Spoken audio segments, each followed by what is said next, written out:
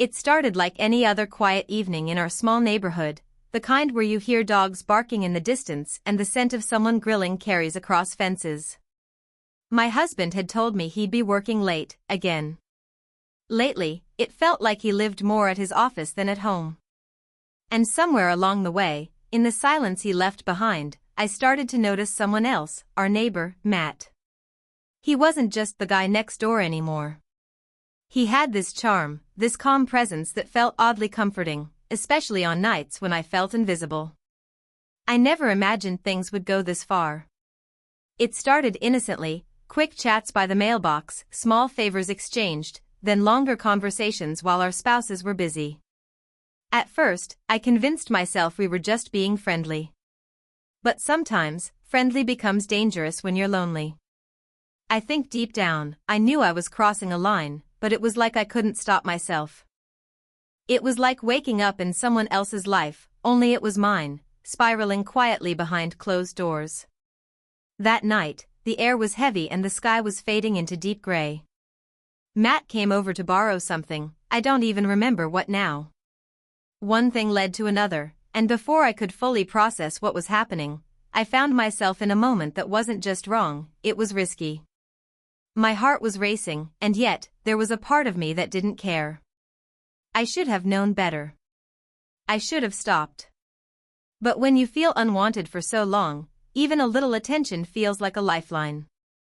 What I didn't know, what I couldn't have predicted, was that my husband's late meeting had been cancelled. He never texted. He thought he'd surprise me with dinner. But instead, he walked through the front door and stepped straight into the kind of moment that breaks everything. I heard the door open, and for a split second, time froze. The sound of his keys hitting the table, the soft shuffle of his shoes on the floor, I'll never forget that. And then, his voice. Cold. Confused. Crushed. I turned around, and there he was. Standing there. His eyes darted between me and Matt, and in that instant, I saw everything, the pain, the betrayal, the heartbreak, flash across his face. And I knew right then, nothing would ever be the same. But the story doesn't end there. Because what happened next wasn't what anyone expected. Not him. Not me. Not even Matt. And before you rush to judge, you need to hear the full truth. What led to that moment, and the choices that followed, they changed all of us in ways we never saw coming. This is more than just an infidelity story. It's about secrets, regrets, and the silent cracks that form in relationships long before they shatter. Stay with me. Because the truth? It's even more complicated than you think. My husband didn't say anything at first. He just stood there, frozen in the doorway like he had walked into someone else's life, one he didn't recognize anymore. The silence between us was louder than any argument we could have had. I wanted to say something, anything, but nothing would come out. Matt, realizing what had just happened, quietly stepped back. He didn't speak either. He knew there were no words that could make this better. The damage was already done. But this didn't start with a single mistake. It started long before that night. My marriage hadn't been the same for over a year. At first, I thought it was just a rough patch, work stress, long hours, missed dinners. But eventually, it felt like we were living separate lives under the same roof. We barely talked unless it was about bills or groceries. We stopped laughing together. Even our bedroom felt cold and distant. I kept waiting for something to change, for him to notice how disconnected we'd become, but he never did. And then Matt showed up. He moved in next door 6 months ago. Divorced, friendly, always waving when we crossed paths. He wasn't pushy or inappropriate. In fact, it was me who started opening up first. I didn't even mean to, it just happened. A casual chat about weather turned into talks about life. He actually listened. He remembered little things I said.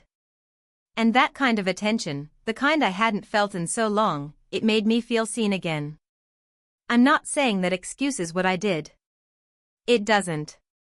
But when you go so long feeling invisible, even the smallest spark can feel like a fire.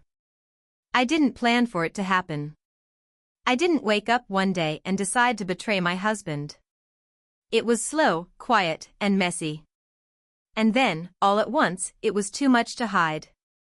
The worst part is, I never wanted to hurt anyone. Not my husband. Not even Matt. But choices have consequences, and sometimes, those consequences walk through the front door when you least expect it. After he saw us, my husband didn't shout. He didn't cry. He just turned around and walked out of the house. That scared me more than anything. Because silence like that? It holds everything. Anger, heartbreak, confusion, all wrapped into one. And that's when I realized, the fallout was just beginning. The hours after he walked out were the longest of my life. I kept pacing the living room, replaying everything in my head, his face, his silence, the way he didn't slam the door or say a single word. That kind of quiet felt more dangerous than yelling. It was like he'd shut down completely, like I was already a stranger to him. Matt had left shortly after, without saying much. We both knew there was nothing left to say in that moment. The damage was already hanging in the air, thick and heavy. I stayed up the whole night, waiting for a call, a message, anything, but there was nothing. Just silence. And that silence stretched into the next day, and the one after. He didn't come home. He didn't respond to texts. I didn't even know where he was staying. That's when the panic really started to set in. Not just guilt, but fear that I had destroyed everything, and maybe, deep down, I knew I had. Meanwhile, the neighbor's side of things wasn't simple either. Matt started avoiding me, barely made eye contact when I passed his house. What we had, or thought we had, cracked wide open the moment it collided with real consequences. He had told me once he never wanted to be the reason for breaking a family apart. I think he thought we were just two lonely people finding comfort in each other. But now that comfort had turned into chaos. And then, the calls started coming, from my husband's sister, his best friend, even his coworker. People asking where he was, if we were okay. I lied. I told them he was traveling for work. But the truth was, I had no idea. Each day that passed, the guilt grew deeper. Not just because of what I did, but because I had no idea what he was feeling. Was he angry?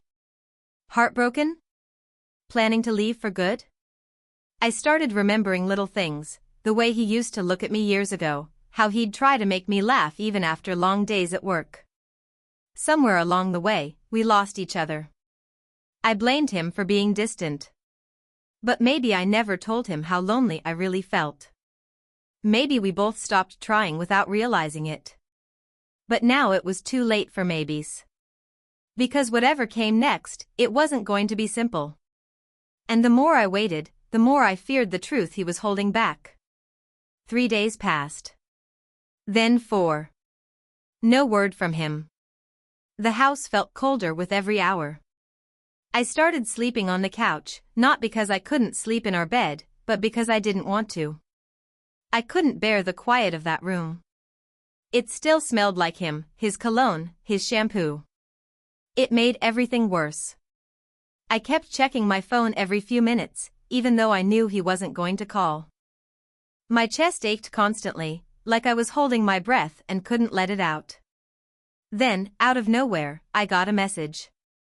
It was short, just a time and a place. A small cafe across town where we used to go when we were still happy. No explanation. No greeting.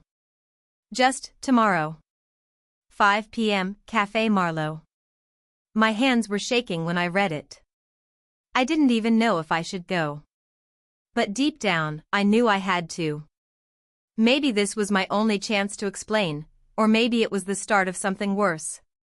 Either way, I couldn't ignore it. The next day moved painfully slow. Every hour felt like 10. I kept rehearsing what I would say, but the words never came out right.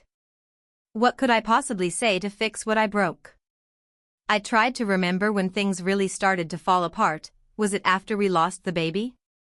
Was it after his promotion, when he started spending more time at the office than at home? Or was it me? Was I the one who gave up first? At 5 p.m. sharp, I walked into the cafe. He was already there, sitting at a corner table, hands clasped tightly, eyes staring at the cup in front of him. He looked tired. Older, somehow. Not in a physical way, but like something inside him had shifted. When he looked up at me, it wasn't anger I saw, it was something heavier. Something I couldn't read. That scared me more than anything. I sat down slowly, the tension thick between us. For a moment, neither of us spoke. Then he said, "I've been staying at my brother's place." I needed time to think. I nodded, unsure what to say. My heart was pounding in my chest. He paused, leaned back slightly, and said, "I found something else. Something you probably didn't think I'd ever see." I froze. That's when I realized, this wasn't just about Matt anymore. I felt my stomach drop. He hadn't raised his voice. He didn't even look angry. But his calmness made the tension worse. "What do you mean?" I asked, trying to keep my voice steady, though I already knew this was going somewhere dark. He reached into his jacket pocket and slid his phone across the table. The screen lit up with a photo, not of me and Matt, but something else. A screenshot of messages. Private ones. Ones I had completely forgotten about. Or maybe I just assumed no one would ever see them. They were from weeks before anything happened with Matt. Messages I'd sent to an old friend, venting, complaining, confessing how trapped I felt, how disconnected things had become at home. I hadn't meant for those messages to be read by anyone else. They were raw. Emotional. Messy. But there they were, now sitting between us like evidence in a trial. "I found them by accident," he said quietly. "I was updating our shared iPad. You never logged out." My hands went cold. Not because of what was in the messages, but because they revealed a part of me I had kept hidden even from myself, a version of me that had been quietly breaking long before the infidelity. "I wasn't trying to hurt you," I said, barely above a whisper. "I didn't know how to say any of that to your face." He nodded slowly, but there was no softness in it. "You say you felt alone," he said. "But did you ever stop to think maybe I felt the same?" The words hit me hard. For a moment, everything inside me went silent. I hadn't thought about that. I had been so focused on my own pain that I never once asked how he was coping. Not with the loss. Not with the pressure. Not with the growing space between us. Then came the twist I didn't expect. "I've been talking to someone," he said suddenly, eyes locked on mine. "Not like what you did with Matt. But someone from work. She's been there. Listening. Helping." The words echoed in my mind. I couldn't tell if I felt jealous, hurt, or just stunned. "Nothing happened between us," he added quickly. "But it could have. And that scares me. Because I used to think we were unbreakable." The cafe suddenly felt too quiet. The people around us blurred into the background. I couldn't breathe. I wanted to say something, to fight for us, to take it all back. But the look on his face told me he was still on the edge of something. A decision. A question that hadn't yet been spoken out loud. We were both standing in the wreckage now, not just of what I had done, but of what we had both let fall apart. And I knew, with everything in me, that whatever came next was going to change everything. Because this wasn't just about infidelity anymore. This was about whether we still had anything left to save. For a long moment, we just sat there, letting the weight of everything settle around us. The air between us was thick with years of unspoken words and broken promises. I looked into his eyes, searching for a trace of the man I once knew, the man I had loved. There was pain, yes, but also something else, an honesty I hadn't seen in a long time. "I never wanted it to get this far," I said, voice trembling. I thought I was just lonely. I didn't think about how much I was hurting you. He sighed, running a hand through his hair, the tension in his shoulders easing slightly. I wasn't perfect either, he admitted. I pushed you away without even realizing it. And maybe we were both trying to escape the silence. For the first time in months, we started talking, not about blame or anger, but about the cracks that had formed in our marriage. We talked about the late nights, the missed dinners, the unspoken disappointments. We talked about the quiet moments that felt like growing distances and the loneliness that crept into both our hearts. Then, just as the conversation began to shift toward healing, he surprised me again. There's one more thing, he said quietly. Before I came here, I stopped by the neighbor's house. My heart skipped. I wanted to know what was really going on, he continued. Matt told me everything. He paused, looking directly into my eyes. He said you never meant for it to go beyond comfort. That you were confused and scared, just like me. I nodded slowly, tears brimming. He also told me something else, my husband said, voice dropping. He said he's moving out. Leaving the neighborhood. He doesn't want to be the reason we break apart. The relief that washed over me was almost overwhelming. But then came the final twist I never saw coming. I have to tell you something, he said, taking my hand. While all this was happening, I was offered a transfer. A fresh start in another city. A chance for both of us to start over. My breath caught. It was an escape, but also a chance, a crossroads. I haven't accepted yet, he added. Because I wanted to know if we're willing to try. If there's a future for us. We sat there, hands clasped, the possibility of a second chance glowing between us. The pain wasn't gone. The mistakes hadn't disappeared. But maybe, just maybe, this was the moment where brokenness could turn into something new. And just as I felt hope stirring inside me, my phone buzzed. A message from Matt. It read simply, "Goodbye." The message was short, but the story wasn't over yet. The simple message from Matt felt like a closing chapter one didn't know I needed. Goodbye. No explanations, no goodbyes in person, just a clean break. It was bittersweet. I realized he wasn't just leaving the neighborhood, he was stepping away from the mess he'd helped create. Maybe it was his way of giving us space, of letting us find our own way back. After that day at the cafe, my husband and I slowly started to rebuild. It wasn't easy. Trust, once broken, doesn't mend overnight. There were long talks, moments of doubt, and times when the past crept back in like a shadow. But we both wanted to try. We agreed to be honest with each other, to stop hiding behind silence or distractions. The transfer offer became a symbol, not of running away, but of a fresh start we could choose together, when the time was right. Looking back, I realized the pain we went through wasn't just about infidelity. It was about losing sight of each other in the daily grind, about forgetting to listen and care when it mattered most. It was a reminder that even the strongest relationships can falter without attention and communication. Matt's role in our story was complicated.